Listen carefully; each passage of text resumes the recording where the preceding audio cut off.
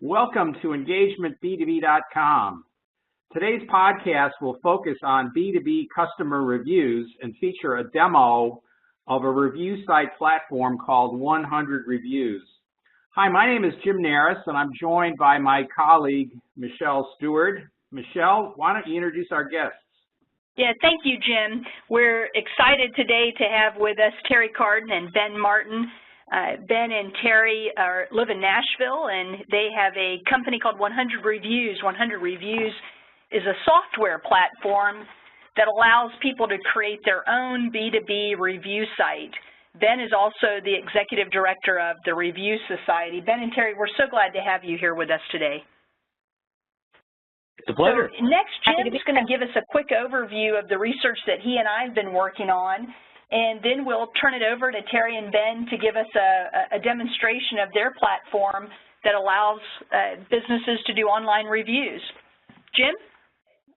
Sure. One of the reasons that we're excited about Ben and Teri's platform is that it dovetails nicely with some of the research that Michelle and I have been doing. For the past year or so, we've been exploring the new customer journey. Now, what do we mean by customer journey? Well, in the old days, you used to call it the buying process.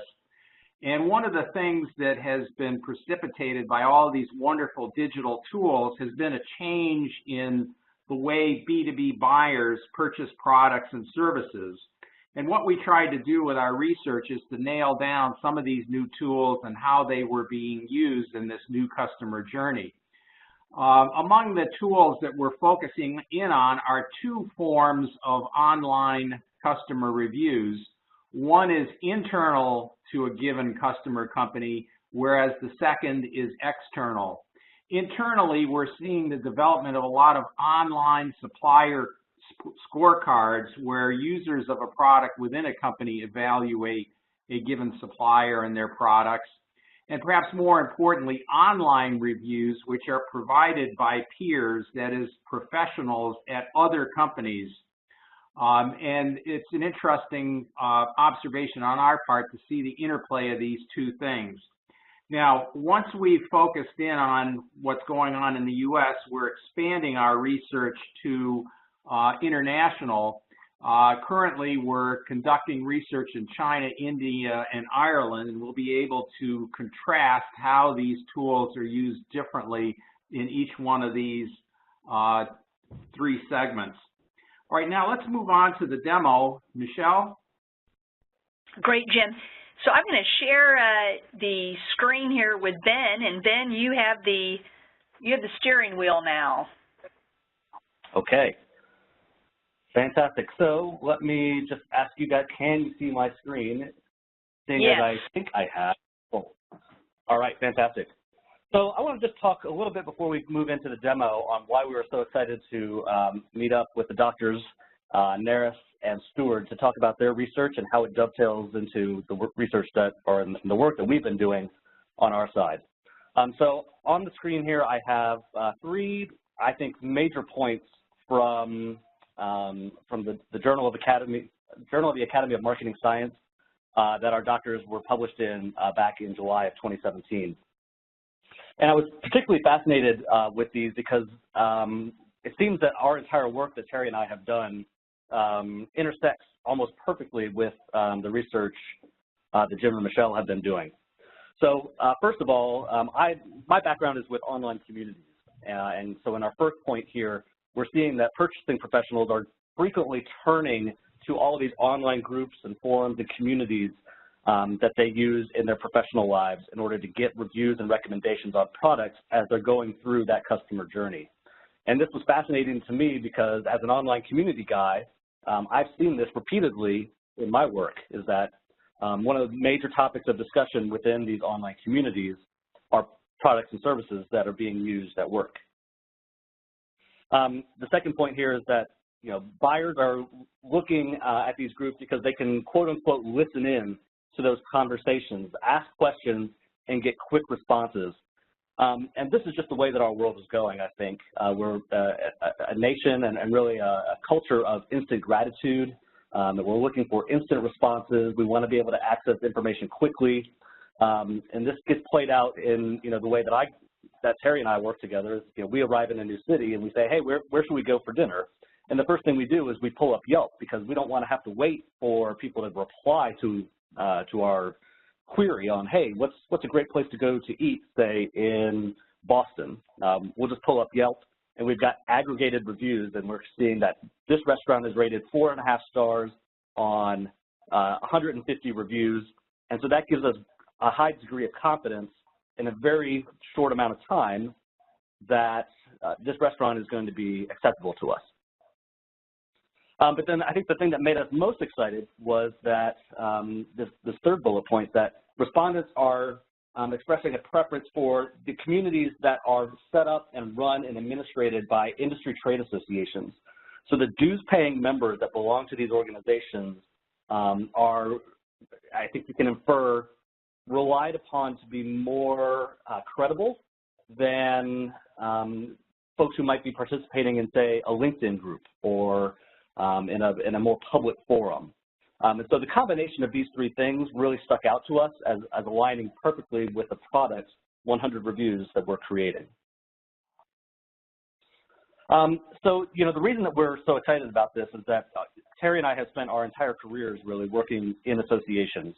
I've got 12 years on the inside as an association executive, served as the VP of Marketing and Communications for a 40,000 member organization, have been involved in selecting software and products and services for those associations as a buyer, as has Teri, having selected multiple software platforms and implemented those. So associations, as dues-paying members, we look to our associations as being authoritative and unbiased sources of information. We expect our associations to maintain the moral high ground and to provide us with information that isn't colored by advertising or other types of financial relationships. As members of these organizations, we're mostly unable to get access to reviews on products and services. So, when we go on to Amazon, we read reviews about a product that we're going to purchase. But when we're going out to make a $500,000 acquisition, those reviews are harder to come by. Associations in particular are striving to stay relevant with their association members, and providing a platform where members can give and read reviews about the products and services that they use at work seems to us to be a very relevant and high value benefit to provide to members. Associations are always looking for new ways to engage their members, and getting their members to engage with reviews is just yet another way that they can do that. Associations typically have a member list of, say, 10,000 or 50,000 or maybe even 100,000 people that they can go out to ask to give reviews. And in our experience, getting the reviews in is actually the hardest part of this. And associations, with their momentum and their muscle of their member list, they have a much higher potential to generate reviews when they put that power behind a review site. This review data can also be used to help retain members. One of the biggest problems that associations have is declining memberships. And so this review data can actually inform decision-making on which members need to be targeted for potentially more efforts to keep them in as members. It can also be used to spot trends. So let's just say a particular vendor category is getting a lot more reviews. An association could look at that and say, hey, maybe we need to be educating our members more on this product line. And what we've already established is that members are already looking to each other within their professional or trade association for recommendations and reviews.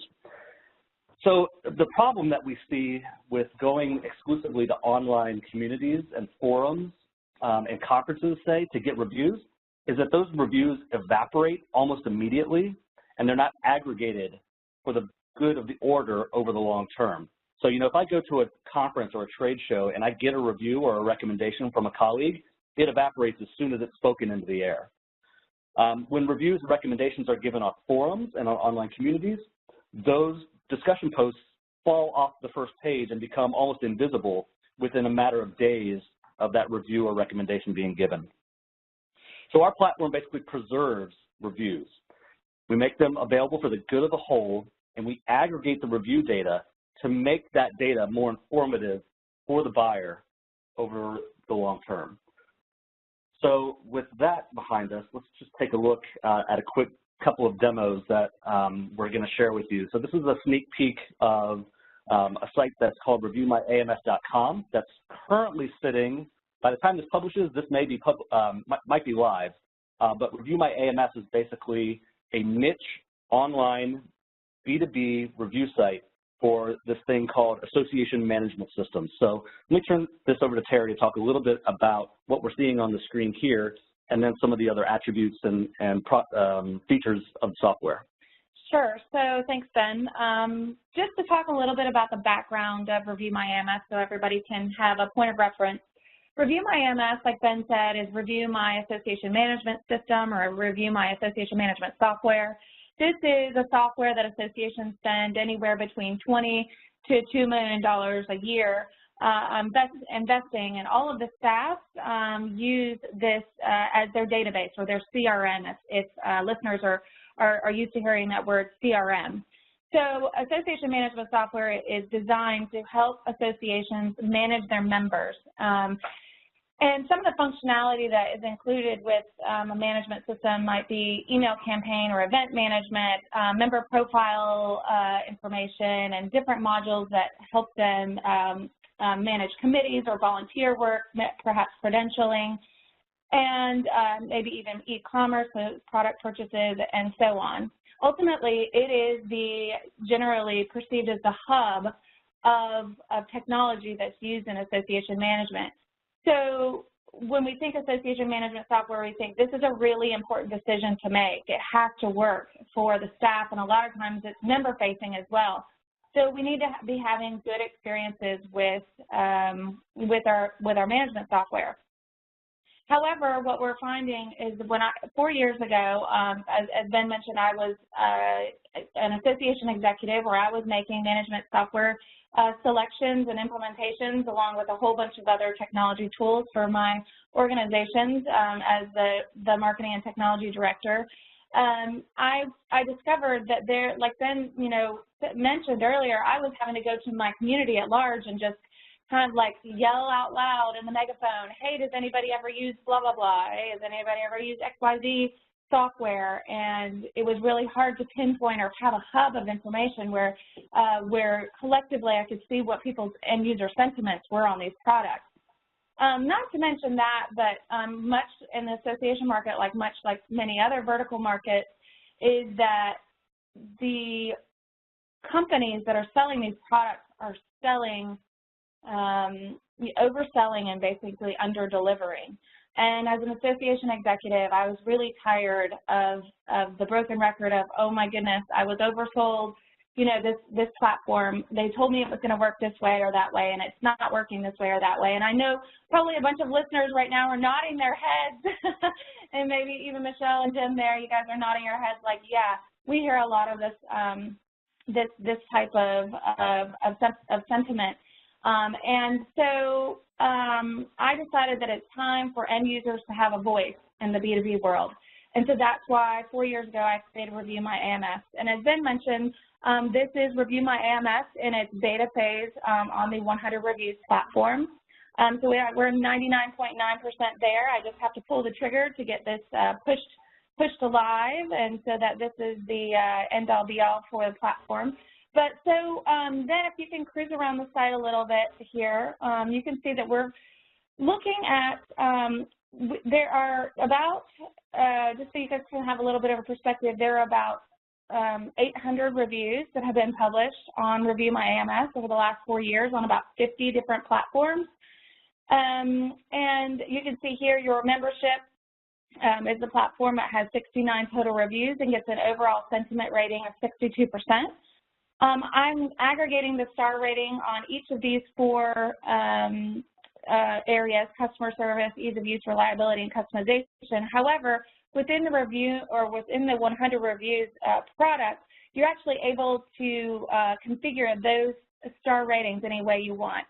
So Ben's bounced over to reviewmycommunity.net. You can see here, well, he's actually aggregating or collecting star ratings on several different other points of interest. And so the end user, when they give their review, they're basically going to rate it on a 1 to 5 star scale. And then if we're moving down the page, this is the Your Membership listing. So this would be a page that includes all of the reviews. You can see the latest review that's popped in on the 18th of this month. And we would be able to go through the entire page and just take a quick glance at all of the reviews that have come in.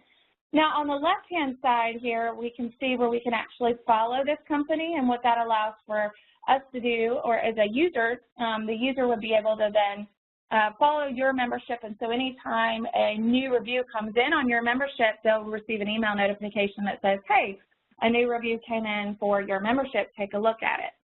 Moving down the left-hand side, you've got a little bit more information about your membership as a company. You could click through to see their complete company profile, which is totally can be edited by them, your membership, as a sponsor of Review My AMS. And then you can see where there's like a lead generation form right here within the system on the left, so that this user would be able to contact the user at your membership directly. Then if you want to filter through, if you can then expand the filter reviewer profile, this is my favorite functionality that really sets the original Review My AMS apart from the 100 reviews-based Review My AMS platform. So right now, if I was, a lot of users will come to me and they'll say, hey, Teri, I'm in, I actually am running a trade organization. I'm not running an individual membership organization. I want to just see the reviews from other trade organizations.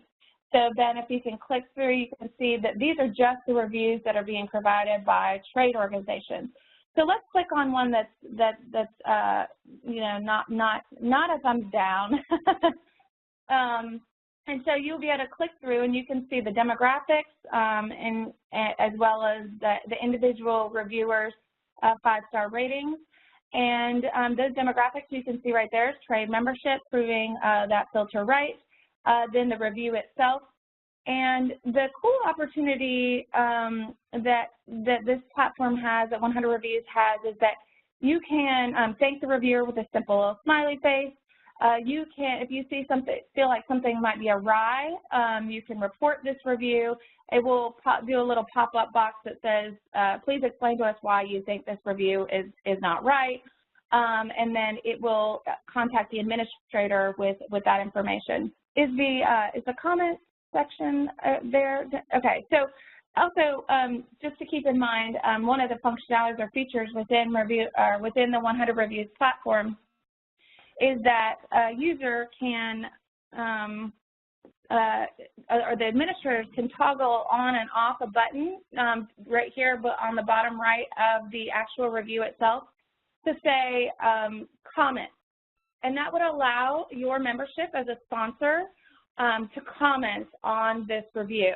And so one of the benefits to sponsoring Review My AMS as an annual supporter, and this is just how my sponsorship model is designed, is that they would have the ability to be able to leave a comment, which allows kind of everybody to make a balance in the universe, brings a balance in the universe where the vendor can actually make right perhaps a comment that might otherwise be read or interpreted differently. Yeah, that's actually an interesting point. We've come across some research recently that talks about replies to reviews and how important those are in influencing the conversation around a product or service.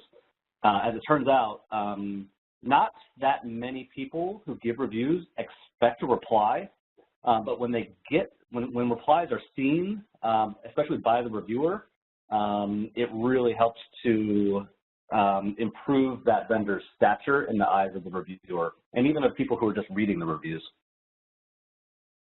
So do we want to show them how a review is made, or maybe do we want to just show them how the splash page where if you go to read reviews, then you would be able to see, I have my Review My AMS model where all of the annual supporters of Review My AMS, they automatically get filtered to the top with a gold box and a gold trophy. This is, again, configurable based on how you want to design your review site. You'd be able to see based on what each of the vendors have told me, where what their ongoing or implementation costs are.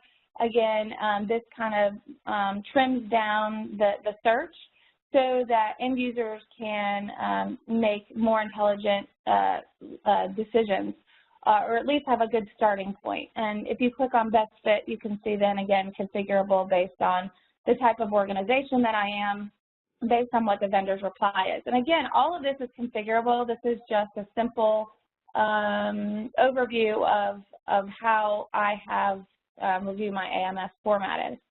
Do you want to go over the review form? Yes. So let's bounce back over to reviewmycommunity.net, and I'll take you through the process of giving a review. So the first thing that we want to do when somebody goes to give a review is to set some expectations on the type of review that we want from them. You know, as we've read in Jim and Michelle's research, the veracity or the reliability of the reviewer and the review itself are really important. And so in our sites, we like to display the review guidelines to reviewers to let them know what type of a review we're looking for, but also to telegraph to them that their experience might be slightly different in our environment than another review environment. So one of the principles of the 100 Review software is that every review is vetted by a real live human being. You know, at some point we might rely on some algorithms to give us a sense for, hey, this review needs some extra scrutiny. But there are two sides of this coin. First of all, we want to make sure that the review that's given is helpful enough to the reader, but we also want to protect, in some ways, the interest of the company that's being reviewed, so that there's no phony or fake reviews given on those companies. And so basically what we want to do is telegraph to people, here are kind of the guidelines of the review, of the reviews that we expect, and how your experience on our site might be affected. So the first thing that we do when we ask for a review is we ask for their email address. Now, I'm already logged in, so I've got an email address, but one thing I could show you in another screen is that if you try to give a review with a Gmail or a Hotmail or a Yahoo address, we immediately challenge the user for more information. However, if they go to give a review using their employer email address, we allow them to skip that, with the idea being that if you're giving a review on your employer's email address, there's some more veracity and some more credibility to that. And if we have any question about whether or not your review is legitimate, we can track you down and ask you some questions. We allow people to keep their review anonymous. So if there's any kind of sensitivity to maybe exposing your name to the company that's being reviewed, you can choose whether or not to make yourself anonymous. Then I choose the name of the software or the product or service that I'm going to review, whether or not I would recommend it.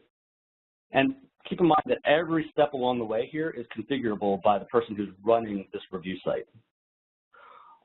Something cool that happens is as soon as I complete that first page, we cache that review.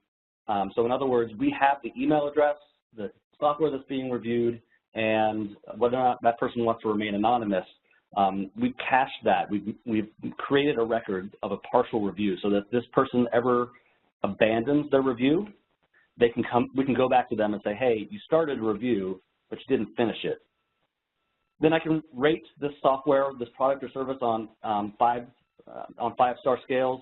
Again, these scales can be anything you want. So if you wanted it to be customization, or if you wanted it to say something other than customer service, maybe customer experience, you can change all of this. Here's where I say whether or not my review is incentivized. I'm going to say no, I'm giving this review without any incentive. If the review is incentivized, one thing you didn't see on Review My AMS is that there's a little present or a gift that shows up.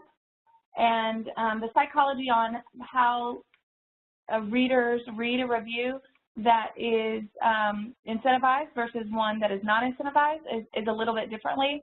So the law requires for us to ask that question, and therefore we do, and have to expose that alongside the review. On step 3 here, we ask for the reviewer to give some demographic information about both themselves and their employer. And then on the last page of the review form, we ask them to give a narrative review. So I can type in a title and then a narrative, and then I submit this form. So now that this review has been submitted, I'm basically showing the user that, hey, your review has been submitted, but it needs to be approved by a site administrator. Once your review is approved, you'll get an email, and then you'll have permission to read the reviews.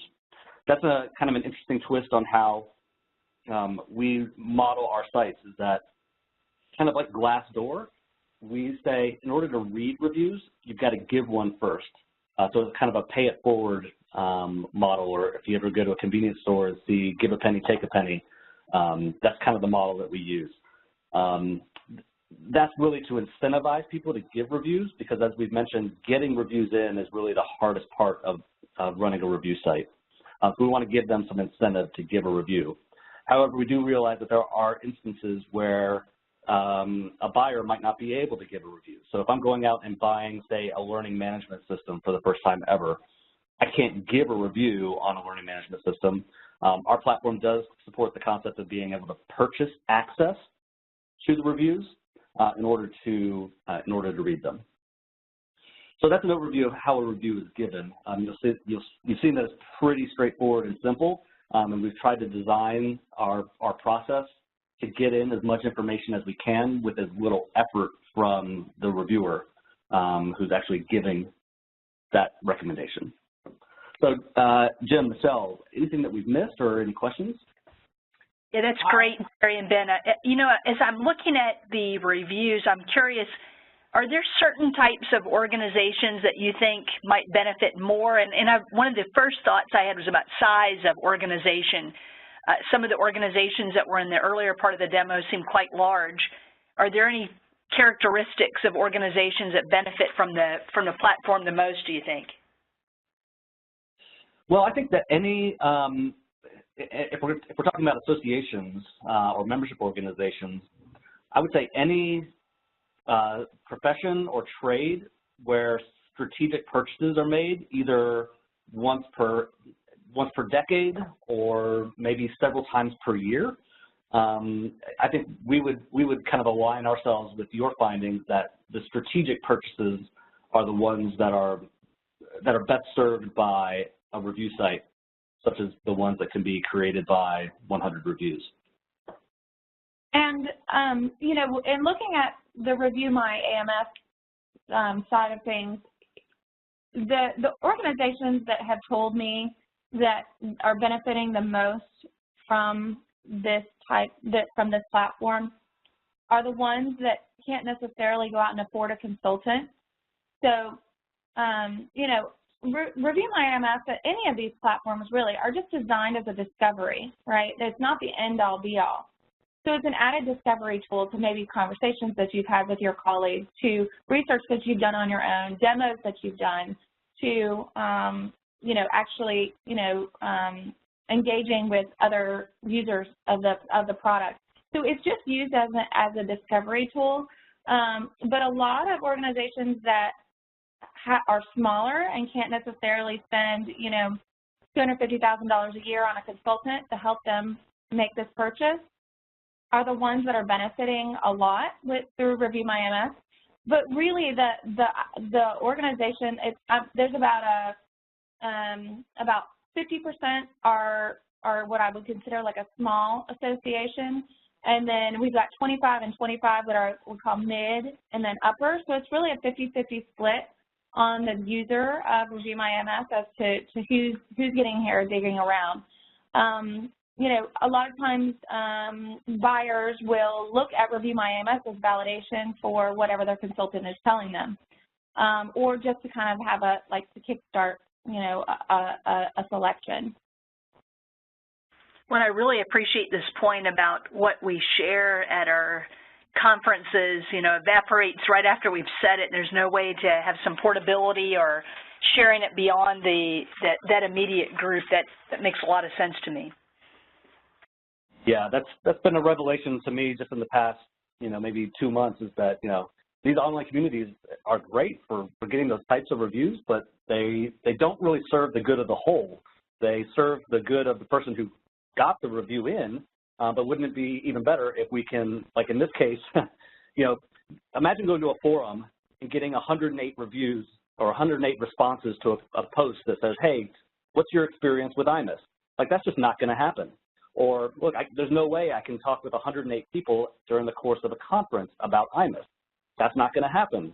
The ability to view in aggregate the scores on how they rate on these 4 different scales and, what percentage of customers would recommend them. We create, with this platform, the ability to better understand what the sentiment of the users are. And, by the way, we can do it in a way that's customized specifically to that type of product or service. So it's not some generic questions on, what do you like about this software? What do you not like about this software? Our platform allows every site administrator to set up, what are these questions? Do you need to ask 4 questions? Do you need to ask 6? Do you need to ask 8? That's all configurable within our platform. Yeah, and what are the important demographics of the reviewer themselves that need to be asked as well? Because, yep. With associations, it's really important that we know whether or not you're a trader, individual, or hybrid, right? But in other vertical markets, that might not necessarily matter. So those different demographics might apply.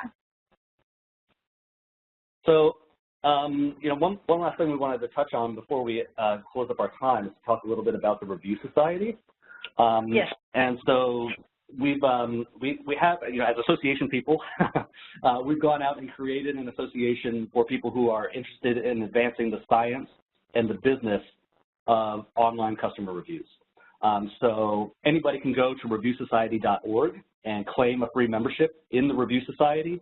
So if you're a business professional, a buyer, if you're an academic, if you're a practitioner who's leveraging online reviews to help drive your business, the Review Society is for you. We're actually, I'm not sure if this is going to publish in time, but we actually have what we're calling Review Chat coming up on December 14th at 2 p.m. Eastern Time. And so Review Chat is going to be a monthly online event where anybody can come on and listen to a topic about online customer reviews. And Jim and Michelle, we're going to have you guys on as guests at some point. Maybe you could be the first guest. We're still trying to line up our roster or our lineup. So I just wanted to give a quick plug for the Review Society. It's totally free. There's no cost to join, and it takes about 30 seconds to claim an account at reviewsociety.org. Ben, what I love about what you and Teri are doing is this blending, like you have with the Review Society, of the academic science and the business professional world. I don't know that those two worlds often get enough time to join forces to improve things. What does, I mean, you and Teri are very special in that you're driven by the science behind your work. How did all that start? Did you have just a particular philosophy about that to begin with, or it's kind of how you're wired? Well, when I created, Review My AMS a long time ago, it's all about its timing and its market readiness, and it's then just coupled with the passion, right? And when I went and did a little market research on why, if Review My AMS would be viable, in the marketplace, I told 100 association execs at a technology conference. And they said, we need this tomorrow. We need it tomorrow. And so it was really just meeting a need. And it was something I needed personally in my work, my work career as well. So it just really meeting a time. But, it goes back to also these are really big decisions that we're making. We're not talking about a $12 hamburger or even a $1,500 vacation. Right. We're talking about $1.5 million buying decisions. We're talking about buying rockets. And we're talking about buying all the equipment for those rockets. And we're talking about strategic decisions that actually propel our organizations forward, not just in the association, sphere, but in all of all industries. And so I'm really passionate about giving the end user a voice so that we can together, collectively, not just the end users themselves, but the companies that are listening to these end user reviews, so that collectively we can all rise together. Yep. And I just have a really strong passion about that. I believe that this is one way that together we can do it. Yeah, see, I would add to that you know, when we first came up with this idea, we thought this is just good. Like, this just needs to happen, and let's go ahead and throw some reviews out there. But the more we started talking with the buyers and with the vendors, the more we realized we were, and I'm going to use air quotes here, playing with fire. Like, we have businesses whose lives, their livelihoods, like their very existence is at stake because of reviews. And on the flip side, a buyer, their job is on the line when they're reading reviews. And, you know, the more we realize that, and again, the air quotes here, we're playing with fire, like this is serious business, and people's livelihoods are on the line, we need to take this very seriously, and we need to understand the science behind how people give reviews, read reviews, interpret reviews, act upon reviews. And so that's what really incentivized us to go out and start reading journals and getting connected with people like you and really understanding the science, because this is serious business. And I believe, again, people's livelihoods are on the line, and we need to treat this very seriously. Well, and I appreciate that. I think you guys have done a fantastic job of synthesizing a lot of marketplace intelligence that's just outstanding. So thank you both for offering us a demo and sharing some of your time with us today. We really appreciate you joining Jim and I on this podcast. And I'll offer as a reminder to our listeners, if you'd like more information or would like to suggest an additional podcast topic, you can contact us via engagementb2b.com. Thank you all.